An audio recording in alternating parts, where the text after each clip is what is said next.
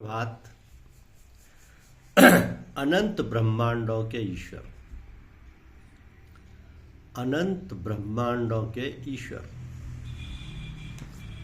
अर्जुन कहते हैं कि भगवान से कि आप अनंत ब्रह्मांडों के ईश्वर हैं, इसलिए सबके द्वारा स्थिति करने योग्य आप ही हैं। आपके गुण, प्रभाव, महत्व आदि अनंत हैं। अतः ऋषि, महर्षि, देवता, महापुरुष आपकी नित्य निरंतर स्तुति करते रहें तो भी पार नहीं पा सकते। ऐसे स्तुति करने योग्य आपकी मैं क्या स्तुति कर सकता हूँ?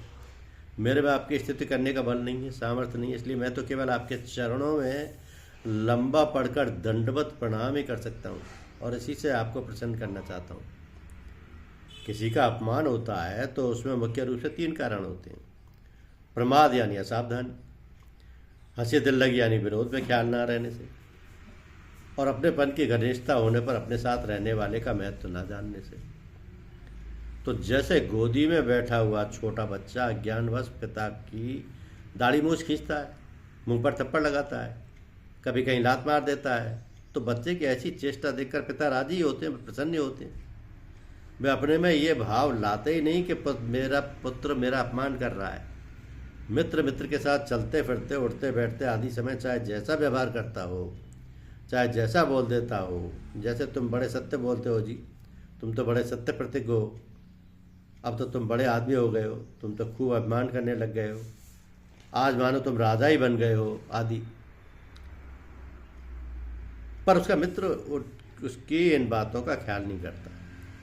वो तो ये समझता है कि हम बराबरी के मित्र हैं। ऐसी हंसी दिल लगी तो होती ही रहती है। पत्नी के द्वारा आपस के प्रेम के कारण उठने बैठने, बातचीत करने आदि में पति की जो कुछ अवहेलना होती है उसे पति सह लेता है।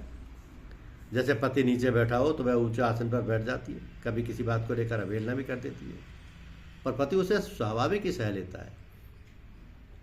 अर्जुन कहते हैं कि जैसे पिता पुत्र के, मित्र के और पति पत्नी के अपमान को सह लेता है, अर्थात क्षमा कर देता है, ऐसे ही है भगवान, आप मेरे अपमान को सहने में समर्थ हैं, अर्थात इसीलिए मैं आपसे क्षमा चाहता हूँ या क्षमा मांगता हूँ।